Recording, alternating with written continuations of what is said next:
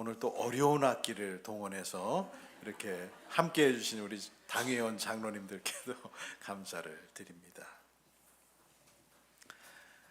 우리나라 최초의 공식 선교사로 입국한 언더우드 선교사님은 1885년 4월 5일 부활절에 인천의 제물포항을 통해서 감리교회 아펜젤러 선교사와 함께 입국했습니다. 언더우드 선교사님은 선구자적인 선교 행적으로 우리 민족과 기독교에 큰 본을 보여주었지만 우리나라 기독교인들이 그에게 특별히 감사해야 할 일, 그리고 심지어 가톨릭 교인들까지도 감사해야 할 일이 있는데 그의 덕분에 우리나라 기독교인 전부가 살해당할 위협에서 구출된 일 때문입니다. 일반 역사가들은 이 사실을 소상히 알지 못합니다. 하지만 1900년 언더우드 선교사의 목숨을 건 노력이 아니었다면 1900년 12월 6일 우리나라 전역에 있는 개신교 선교사와 기독교인, 천주교인 그리고 기독교 기관이 전부 불타고 사람들은 죽고 살해됐을 것입니다. 1900년 당시는 이미 중국에서 의화단이라고 하는 주술과 민간신앙을 믿는 결사체가 나서서 반서구 운동, 반기독교 운동이 있었지요. 중국에서 1899년과 1900년에 기독교인과 선교사가 공격을 당하고 여성과 어린이를 포함하여 극도로 잔인한 방식으로 살해됐습니다. 당시에 중국의 개신교 선교사 188명과 신자 19,000명이 죽었고 가톨릭 선교사 47명과 신도 3만 명이 이 의화단의 무자비한 폭력에 의하여 목숨을 잃었습니다. 이 의화단 사건의 나비 효과는 우리나라 국내에도 영향을 끼쳤습니다. 우리나라에서도 반외국인 감정이 고조되자 친러 보수파인 이용익과 김영준 등은 친미 개화파인 이상재, 윤치호, 박정양을 제거하기 위해 기독교인 박멸 음모를 꾸몄습니다. 그들은 감히 고종 황제의 칙령을 날조하여 기독교인들과 선교사들을 음력 10월 15일에 모두 죽이라고 하는 통문을 지방관청에 보냈습니다. 공문서 위조죠.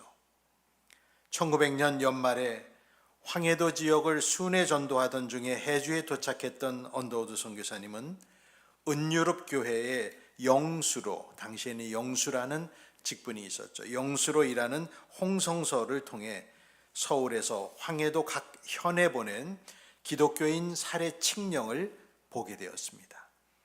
다음 달 일시에 모든 유학도들이 가까운 서원에 모여서 모든 서양인과 예수교인들을 죽이고 교회와 학교와 병원을 불태워라 라고 하는 내용이었습니다. 언더우드는 이 두려운 소식을 어떻게 전할까를 궁리하다가 한국인들이 이해할 수 없는 라틴어로 이 전보문을 써서 파바를 통해서 에비슨 선교사에게 보냈습니다. 아직도 저 메모가 남아 있습니다. 이 라틴어로 쓴, 한국인들이 알아볼 수 없게 라틴어로 쓴 이 내용은 모든 현감에게 보낸 비밀 지령 10월 15일 모든 기독교도를 살해하라 라는 내용입니다. 에비스는 전보문을 영어로 번역하여 알렌 공사에게 알렸습니다. 알렌은 처음에는 믿지 않았으나 신중한 언더우드가 보낸 것이라면 신빙성이 있다고 봤습니다.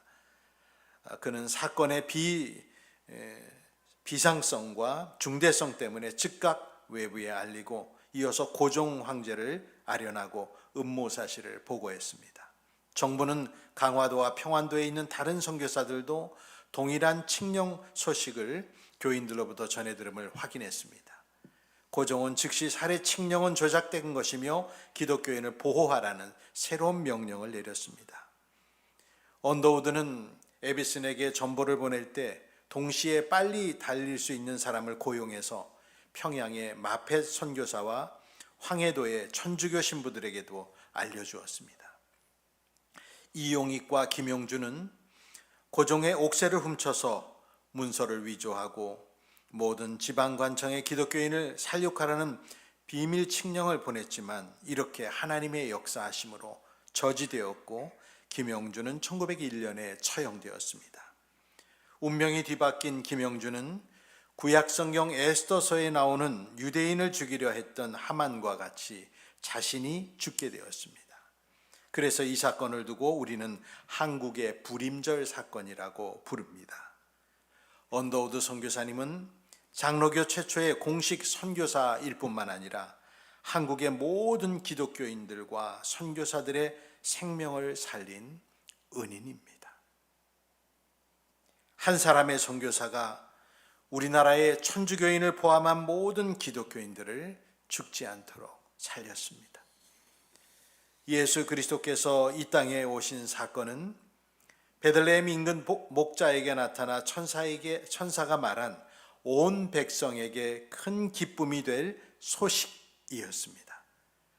온 백성에게 미칠 큰 기쁨의 소식이 무엇인지는 태어나신 아기 예수께서 성인이 되어 30살 무렵에 공적 생애를 시작하시면서 서서히 그 베일이 벗겨졌습니다. 예수님은 바리새인인 니고데모라는 사람과의 대화에서 거듭나야 된다, 다시 태어나야 한다 말씀하시며 자기 스스로를 인자라고 하는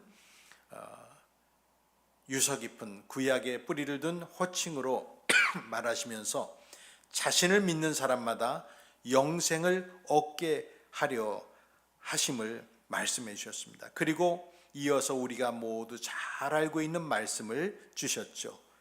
요한복음 3장 16절 17절입니다. 함께 한 목소리로 읽겠습니다.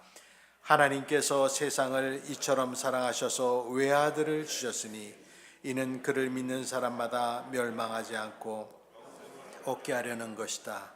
하나님께서 아들을 세상에 보내신 것은 세상을 심판하시려는 것이 아니라 아들을 통하여 세상을 구원하시려는 것이다. 아멘. 하나님 아버지께서는 독생성자 예수 그리스도를 지구에 보내시고 그분을 믿는 믿음을 통해서 세상 사람들을 구원하시려고 계획하셨습니다. 예수님은 그저 평범한 30대 유대인 몽상가 남성이 아니었습니다. 성경은 예수님을 개혁을 꿈꾸다 죽은 미완의 개혁자라고 말하지 않고 이 세상의 죄를 지시고 용서와 화해를 이루신 분, 만민의 죄의 값을 대신 치르시고 구속하여 주신 분으로 알리고 있습니다. 이 사실은 예수님을 죽이려고 한 당사자, 그 해의 대제사장 가야바의 입을 통해서도 자기도 모르는 예언으로서 말씀되었습니다. 그것이 요한복음 11장의 두 번째 읽은 성경 구절이죠. 당시에 예수님께서는 죽은 나사로를 살리시고 그 기적으로 인해서 많은 유대인들이 예수님께 관심을 가졌습니다. 그 모습을 본 불안해진 예루살렘의 종교 지도자들은 공의회를 소집하여 대책을 논의하며 설왕설래했는데 그들의 걱정 중에 하나는 예수라는 자의 인기가 치솟아 결국 사람들이 뭉쳐서 반로마 세력으로 결집하면 우리가 로마인들에게 미움을 받을 것이다 라는 걱정을 했습니다.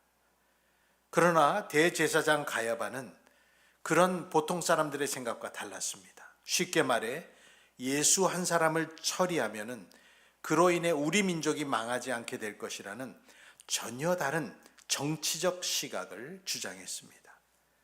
성경 요한복음의 기록자 사도 요한은 가야바 대제사장의 말을 기록하고 그 말에 대한 자신의 해석을 덧붙였습니다.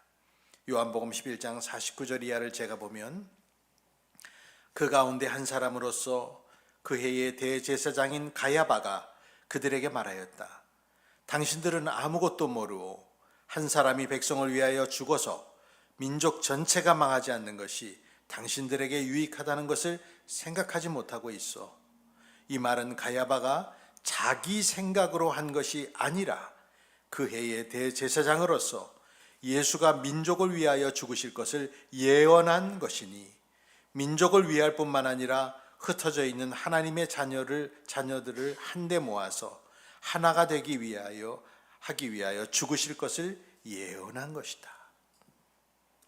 가야바는 현실적이고 정치적인 계산에서 그 말을 했지만 사도 요한은 바라볼 때 이것이 하나님의 구속의 계획을 가야바의 입을 통해 예언적으로 해주신 거라고 해석했습니다.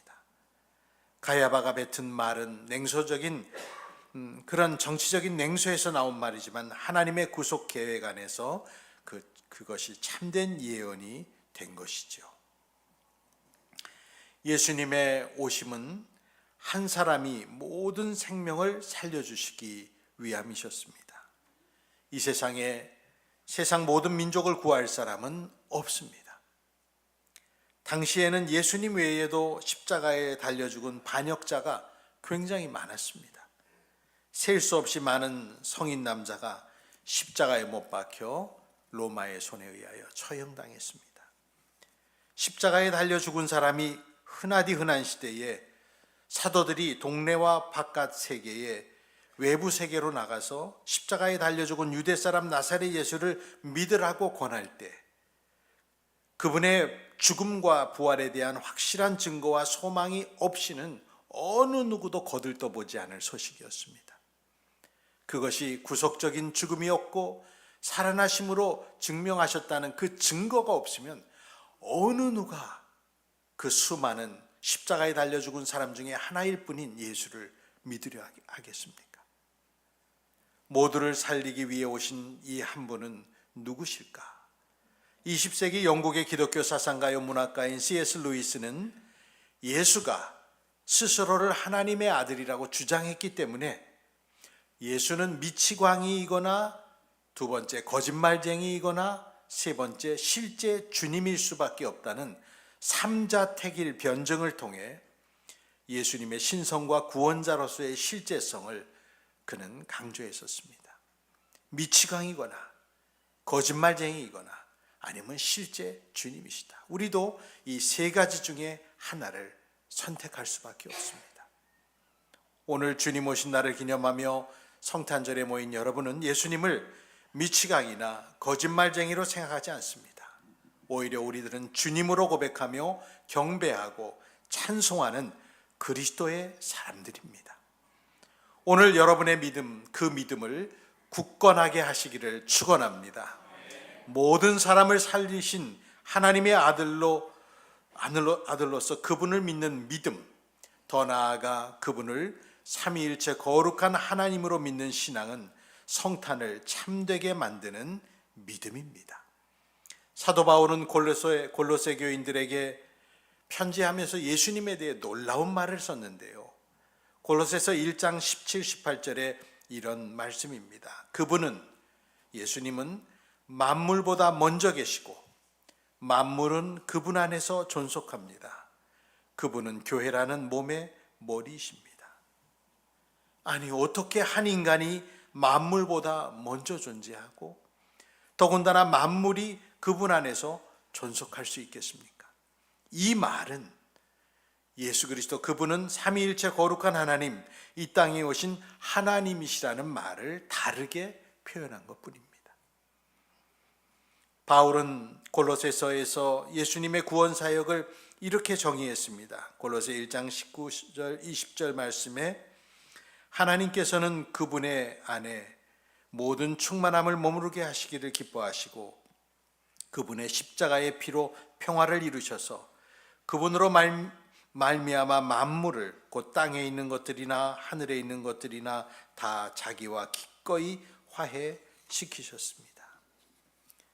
죄를 짓고 하나님과 불화한 인간이 구원을 얻는 길은 다시금 하나님과 화해하는 길밖에 없습니다. 예수께서는 그것을 십자가의 피로 이루셔서 땅에 있는 모든 것들을 하나님 아버지와 화해를 시키셨습니다. 이렇게 예수님은 모든 사람을 살리는 구세주로 오신 것입니다. 예수님의 인류를 위한 기쁜 구원의 소식은 우리 인간의 지성뿐만 아니라 상상력, 실존적인 갈망, 그 모든 것들을 충족시켜 주셨습니다. 기독교는 서구 문명의 도덕적인 근간을 형성했고 인간의 존엄성을 확립하는데 기독교만큼 결정적인 역할을 한 것이 없습니다. 예수 그리스도를 믿지 않는 많은 비기독교인들조차도 예수의 영향력은 평가절하 할 수가 없었습니다. 그들이 비록 기독교 신앙을 고백하지 않더라도 예수의 영향력은 인정할 수밖에 없는 것이죠. 우리가 잘 아는 나폴레옹 같은 인물은 세인트 헬레나 섬 유배 시절에 말하기를 나는 세상을 정복하기 위해 무력을 사용했으나 실패했고 예수는 사랑으로 세상을 정복하여 지금까지도 수백만 명이 그를 위해 죽을 준비가 되어 있다라고 말하며 예수님의 영적인 영향력과 통치력에 대해서 극찬했습니다. 신을 믿지 않는 무신론자였고 역사학자였던 웰스라고 하는 인물은 예수를 평하기를 역사상 가장 거대한 인물이라고 꼽으며 그의 가르침이 인류의 도덕적 진보에 미친 영향은 그 어떤 철학자보다 압도적이라고 무신론자 철학자인 웰스조차도 평가했습니다. 예수께서는 이 세상에 오셔서 우리의 인식 자체를 변화시켜 주셨는데 예수님으로부터 시작된 기독교는 바로 인간 한 사람 한 사람이 무한한 가치를 존재라는 개념을 서구 문명에 심어 놓았다라고 역사가인 토마스 케일은 말을 했습니다. 예수 이전의 고대 세계에서는 당연하지 않은 개념이었습니다. 뿐만 아니라 예수님은 사랑의 윤리를 중심 가치로 만드셨습니다. 오늘 성탄절을 맞이하여 예수님이 직접 자신의 입으로 말씀하신 독생자를 통한 세상을 구원하신다는 말씀과 예수님을 죽이려고 한 대제사장 가야바의 입을 통한 예수님의 죽음이 만민의 구원을 위한 역할을 할 것이라는 예언적인 말을 잠시 살폈습니다. 이제 우리 모두는 그분의 뒤를 따르는 사람으로서 마음을 더욱 단단하게 먹고 예수님처럼 살아가는 우리 모두가 되어야 할 것입니다. 이 땅에 오신 한 사람이 모든 사람을 살렸습니다. 언더우드 선교사는 조선 땅에 사는 모든 기독교인들을 살렸지만 예수님은 온 세상 사람들의 생명을 구원하려 오신 분입니다. 언더우드가 부분적으로 한 일을 예수께서는 우주적으로 하셨고 그것도 영원토록 이 창조 세계를 주장하시며 땅과 하늘과 온 천지 만물의 주제로서 그분을 신뢰하는 사람들을 영원히 구원하실 것입니다. 그 창조주요 구원자요 구세주로 오신 주님을 찬양합니다. 우리 마지막으로 요한복음의 그 유명한 3장 16절 17절의 말씀을 다시 한번 읽고 설교를 마칩니다. 하나님께서 세상을 이처럼 사랑하셔서 외아들을 주셨으니 이는 그를 믿는 사람마다 멸망하지 않고 영생을 얻게 하려는 것이다. 하나님께서 아들을 세상에 보내신 것은 세상을 심판하시려는 것이 아니라 아들을 통하여 세상을 구원하시려는 것이다. 아멘. 기도하겠습니다. 2000년 전 유대 땅 베들레헴에 강생하셔서 우리를 위한 화목제물이 되신 주님, 오랜 세월이 지난 지금 저희가 구주 예수님을 찬송함은 모두가 다 하나님의 은혜입니다. 전도자와 신실한 사람들로부터 전해진 구주 탄생의 복음을 잊지 않고 기념하며 여전히 주님을 찬송함에 감사 또 감사드립니다. 바라기는 우리의 자녀와 후손들도 이 세상을 구원하신 예수께 마음과 정성을 드리는 은혜 받은 자가 되기를 원합니다. 평화가 필요한 곳, 사랑이 필요한 곳에 예수님을 전하며 이 시대의 사명을 묵묵히 감당하는 전 세계에 흩어진 그리스도인들이 되게 하여 주시옵소서. 전쟁의 포화가 가시지 않은 나라들, 우크라이나와 캄보디아, 아프리카의 내전 국가들, 그리고 가까운 동포 북녘 땅의 주민들에게 영구한 평화를 주시옵소서. 이번 성탄헌금은 우크라이나 병사들이 예배하는 장소를 만들기 위해 사용하려 합니다. 먼 타국으로 보낸 작은 물질들이 주님께 기도드리며 전투 현장에 나가는 병사들을 위로하고 힘을 주는 사랑의 나눔이 되게 하여 주옵소서. 우리 교회에 몸이 아픈 성도들을 붙잡아 주시고 연로하여 힘이 붙이는 성도들에게 새 힘을 주시고 영원을 사모하는 자녀들에게 확신을 주시옵소서. 감사드리며 평화의 왕으로 이 땅에 오신 구주 예수님의 이름으로 기도드립니다. 아멘. 다 함께 찬송 115장 1절과 4절, 115장 1절과 4절을 일어나서 찬양 드립니다.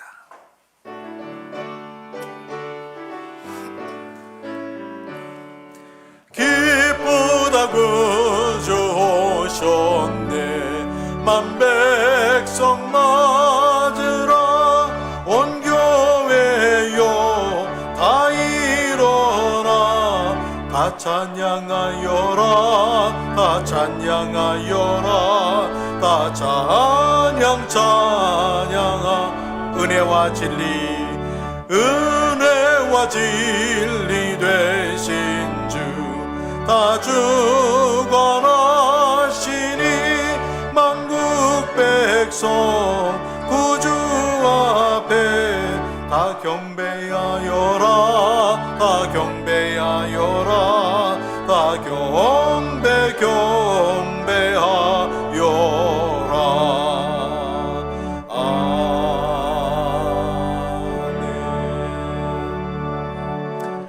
성탄절이니만큼 옆에 있는 분들에게 우리 메리 크리스마스, 우리 기쁜 성탄 되세요 한번 축복하고 인사하겠습니다. 예, 메리 크리스마스. 예, 즐거운 성탄, 기쁜 성탄 되시기를 바랍니다. 오늘도 또 맛있는 점심 함께 하시고 교제하고 돌아가십시오. 기도하겠습니다.